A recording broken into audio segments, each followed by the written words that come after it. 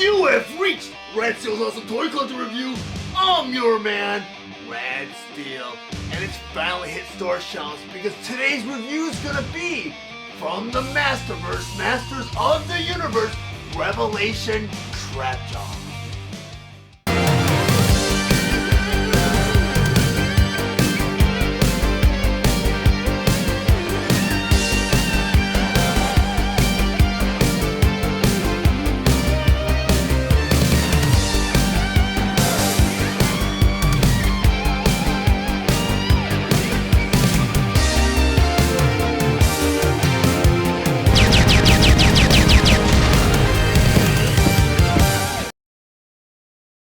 From the Masterverse, Masters of the Universe, Revelation Trapjaw. But before I get to the actual review, I just want to go over some of the details on this packaging.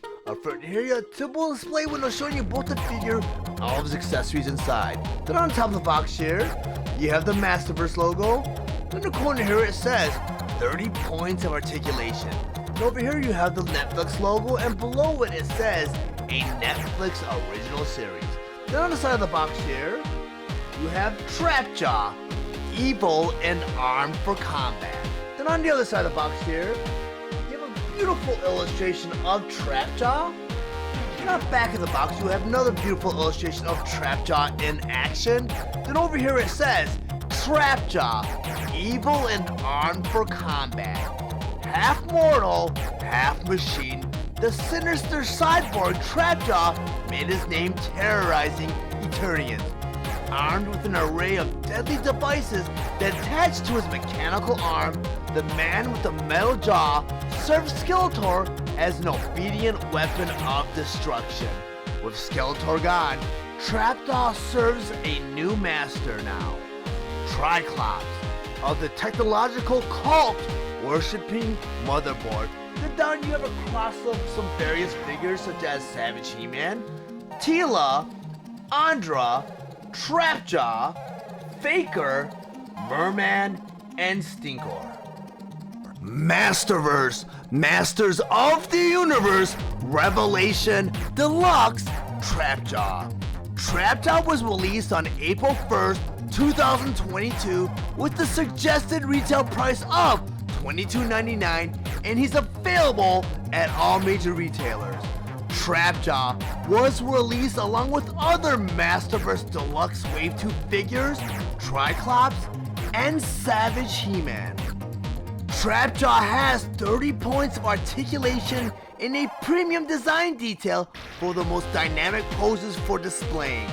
His accessories include his blaster attachment, his claw attachment, his hook attachment, harness, robe, belt, and a swapple hand. Trapjaw stands 7 inches tall, and he's meant for fans ages 6 and up. His design is inspired by Netflix's Masters of the Universe Revelation. Now that I have Trapjaw on my display table, I just want to go over some of his play features and accessories. But before I do that, I have a little confession.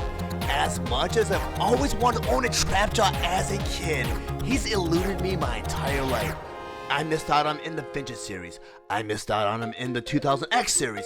I missed out on him in Classics. And yes, I did miss out on the Origins version of Trapjaw. So when I heard he was being released for Masterverse, I made it a personal pledge that I would not miss out on this version of Trapjaw. So I checked toy shelves every day until I picked up this very copy of Trapjaw. But I was greatly misinformed. At the end of last year, a lot of toy websites and online stores were announcing that he was going to be released in Wave 1 with the Masterverse Deluxe Wave assortment, along with Savage He-Man and Triclops.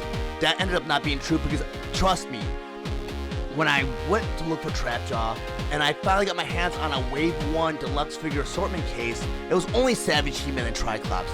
Trapjaw was not included. He was released with Wave 2, along with Savage He-Man and Triclops. A lot of websites had the information, they just had the wrong Wave assortment. So he is out on toy shelves right now. He was released in April, not in January like a lot of the other websites was reporting. But let me get into the reasons why I wanted Trapjaw so much as a kid. The rumor on the playground was Trapjaw had interchangeable weapons and limbs. That was unheard of back in the early 80s because if you compare Masters of the Universe to other toy lines that were around at that time, Star Wars, G.I. Joe, most figures were 3 3/4, and they had options to carry weapons, but you had to put them in their fists, kind of like that. Very old school, 5 points of articulation, but when He-Man came out, they kind of broke the mold. That toy line was so evolutionary and ahead of its time. And I'll use Trapjaw, the vintage Trapjaw, and I don't have one on hand to do a side-by-side comparison, but from what I remember from He-Man when he came out, I mean, as a kid, these figures were huge. And, in the hands of a 7, 8-year-old, you can imagine going through from 3.34 scale to a 5.5 scale. That's just humongous. Now, on top of that, you had figures that could store their weapons on their characters, on their belts or on their holsters, whatever. That was unheard of back in the early 80s. I mean, eventually, and a lot of recent collectors might think this is not a big deal because a lot of toy lines do have that feature now, but back in the early 80s, you did not have that. And Trapjaw was just so evolutionary because he had this feature, and I heard about this on the playground, and I wanted Trapjaw so bad. But Masters of the Universe had a weird distribution system where they like to cycle out old figures and bring in new figures. So if you missed out on Trapjaw in his first cycle, you missed out on him completely, which stunk because years down the road, the Masters of the Universe cartoon series was still airing on televisions, and you saw the central staff, such as, or the central characters such as He-Man, Teela, Man-at-Arms, Skeletor, Evil Lyn, Trapjaw, Beastman. But when you go to toy shelves, those figures were no longer available. It's because Mattel pulled those characters off and brought in new assortments. And that's why I missed out on Trapjaw.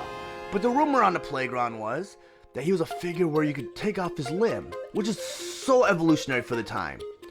And in order to do that, you just pull it off the peg and get little holes in the back of all the weapons. And he also comes with 2 other attachments. He comes with a hook attachment and a claw attachment. In the back of all those attachments, he's got little holes. So you can just plug them right in that little peg on his forearm. So now you have Trapjaw with his hook. And this is just so surreal that I can actually do this because I've always wanted a Trapjaw. This figure is wonderful. I mean, there's a couple things that bother me about this figure that I'll get to in a moment. But, I mean, look at him. He's just such a great update with Trapjaw. And Masterverse, at first I didn't really care for Masterverse because the way the mold was done, and there's some weird postures and proportions that I'm going to get into in a moment. But talk about this feature, it's just so cool that you could attach just interchangeable limbs.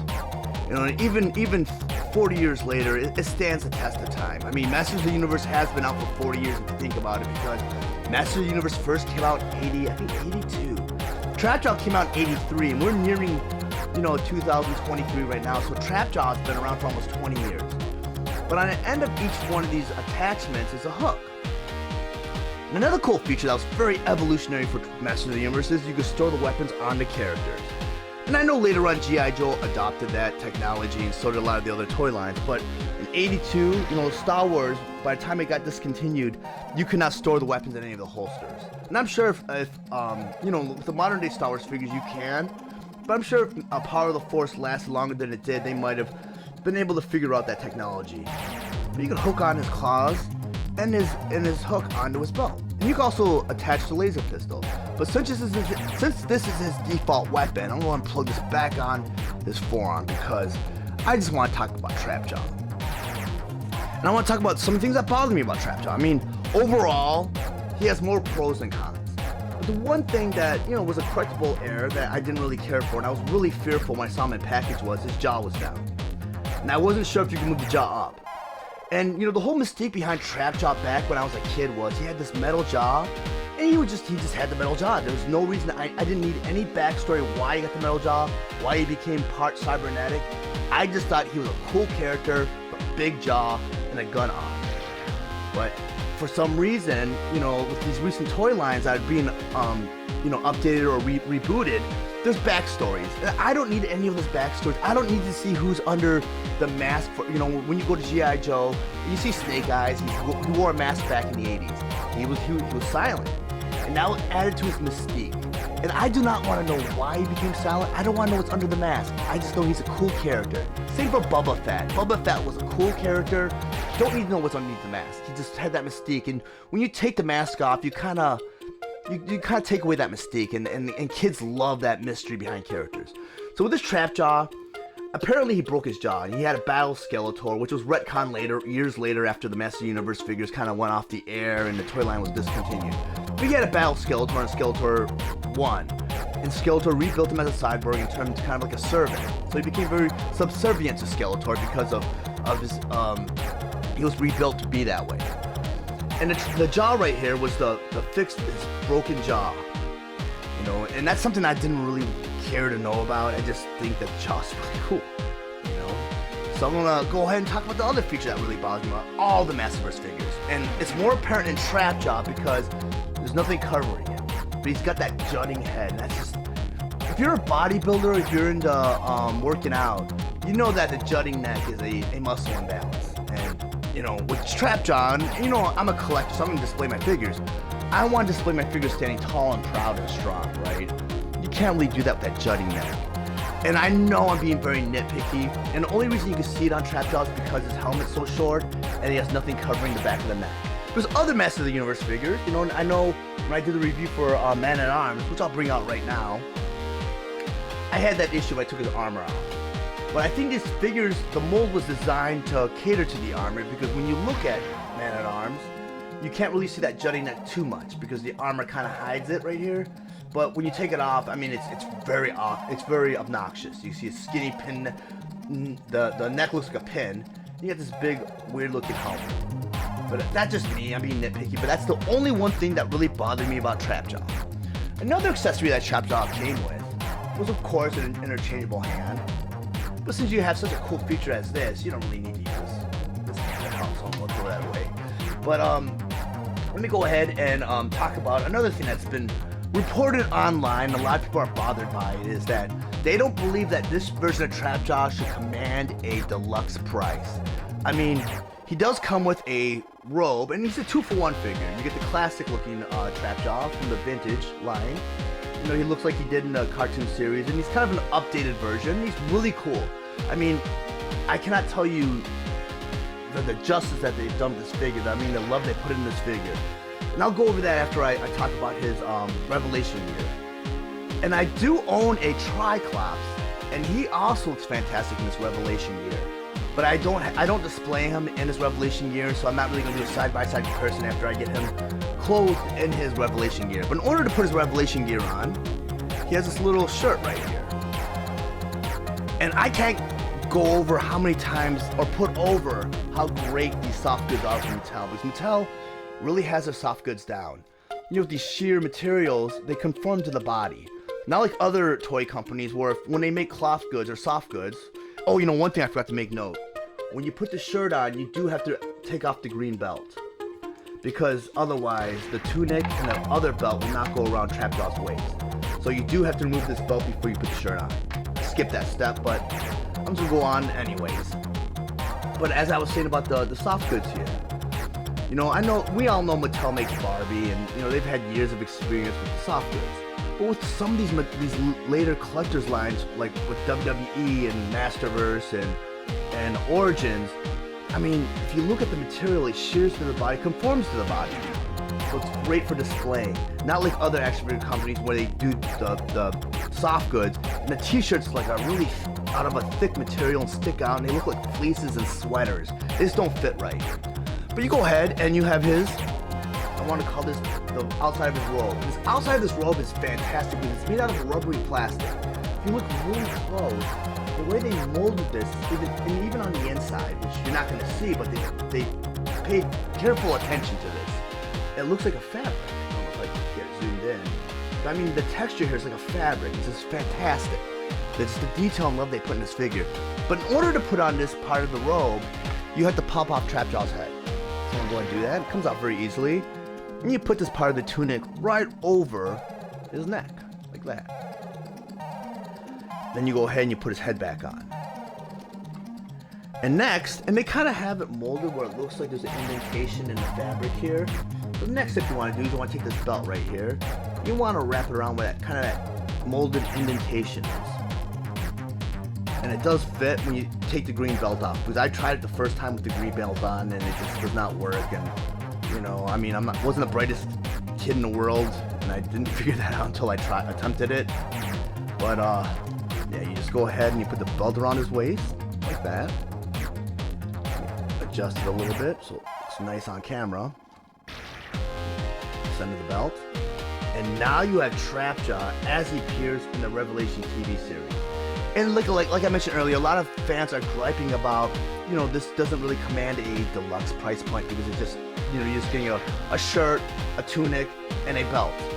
And the thing is, a lot of collectors, I believe, are going to buy 2 of these figures, which, you know, I can see the strategy behind Mattel charging a deluxe price because they know the fans are going to buy 2 of these figures. I personally am just going to stick to this one because I'm only going to display him in his classic form. But a lot of fans are going to buy 2 because they want to display him in his Revelation gear. It is a cool figure. Even they did a great job with Triclops also. But he's a great looking figure in his tunic. And they did a great job. Let me go ahead and rotate him around so you guys see what it looks like from all angles. I mean, when you put him beside Triclops and his Revelation gear, they complement each other greatly. I mean, even in their classic forms, which I'm going to bring out Triclops in a moment, do a side-by-side comparison. So I'm going to go ahead and re-gear him in his regular classic gear, which is very simple. And I'll show you how much time it actually takes, and it's pretty fast. Let's take that shirt off. You put his old belt on, like that. You just snap it on, like this. Very simple. Very kid-friendly too. I'll go ahead and put his head back on. Now I have Trapjaw in his classic form. Now let me go ahead and bring in Triclops to show you how cool these figures look next to each other. I mean, they are just greatly done. You know, and you know, I didn't really get into the classics line when they were out in I think it was Maddie Collector, and I wish I did, but with the price point, by the time I got into classics, they're already up to the $100 price point. And I just did not want to get into a line that late with so many figures to collect at a $100 price point. So I was thrilled when they announced that Masterverse was coming out. And I mean, Masterverse was very select. They only did Revelation figures at first. But when they started to announce that they're going to do a lot of the classic figures, like they're going to bring out a Beastman, who's going to be a deluxe figure, where he's going to be 2 for 1. But when they did that with Triclops, and I kind of wish they did that with I believe it was Wave 2 Beastman from Masterverse, but they could have actually done that where they gave us an extra head and maybe Beastman's armor from the classic series, but they chose not to do that and save that for later. But I'm so glad they did that with Trapjaw and Triclops because now I have the option to have a classic version of Trapjaw and Triclops. I'm going to put Triclops off to the side because I did mention earlier on that I never owned a Trapjaw. I do own a Rise of Evil 2-pack Cronus, which is actually a who Trapjaw was before he got mangled by Skeletor. And I was not very impressed by this figure. And you know what? The nice thing about the Origins figures is they don't have that jutting neck. I mean, they do stand tall and strong and very proportioned, you know, and they look big and mean. You know, and I know I keep on getting hung up on that whole jutting neck, but that's just my thing. But this figure was not a good figure. And a lot of us only bought the Rise of Evil 2-pack for the Caldor figure. I mean, this figure was a nice bonus, and he is Trapjaw from the waist down, but I mean, a lot of his features, I mean, he's got these little grooves in his back, and I'm guessing that's so you can hook on his attachments, but I mean, he didn't come with attachments. He came with a redecoed gun from, you know, the Grayskull playset. So he just is not a great figure. I mean, it's a great nod, and it's one of those things where I'm not a big fan of backstories and retconning stuff, so I did not need to know that Trapjaw was actually a bounty hunter that got, you know, into Skeletor in the end and got maimed and turned into Trapjaw. That's not what I needed. You know, I didn't need that backstory. But now let me get back into Trapjaw, how fantastic this figure is. I mean, just the mold, I mean the detail. If you look at the legs here, it's greatly done. Such a great figure. Even the loincloth with the different shades of brown there. To show you the different textures. You got the old school belt that they included. And they did include it on top of the one that comes with the loincloth. But I mean, it's really cool because you just put it right on top. You got the detachable limbs.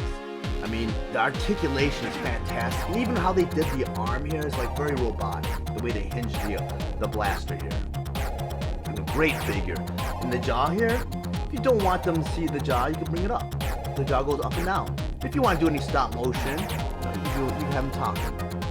And the one Easter egg right here, this little hoop, there's not really any literature that came with Trapjaw that explains what this hoop does. If you watch the old vintage commercial that first advertises Trapjaw, you see that he comes in the zip line with this little hoop. And that's what that hoop's there for. It's an undocumented feature, which is really, really cool. But I mean, if you look at the shades of blue they use to kind of show the definition in his body, it's done really well. And I know that the brace right here was molded onto his body, but you can't really tell. Like, you really have to inspect him to find out that it's actually just painted onto his body. Just a really well done figure, and I highly recommend getting him, even at the deluxe price point. And I'm just ecstatic that I finally own a copy of Trapjaw. But if you guys are interested in owning your own copy of Trapjaw, I did include a link in the description below. And once you click that link, it will take you to the Amazon store where you can purchase your own copy of Trapjaw. But if you choose not to purchase Trapjaw after clicking that link, any purchase you make will greatly help the channel out so that I can grow and produce more content for the future. If you found any of the information in this video valuable, please like and share this video. Also, if you really enjoy my content, please subscribe to my channel, and while you're there, click the bell to be notified of any future videos. I want to thank you guys for watching and supporting Rad Steel's awesome toy collecting review. I'll check you guys out next time.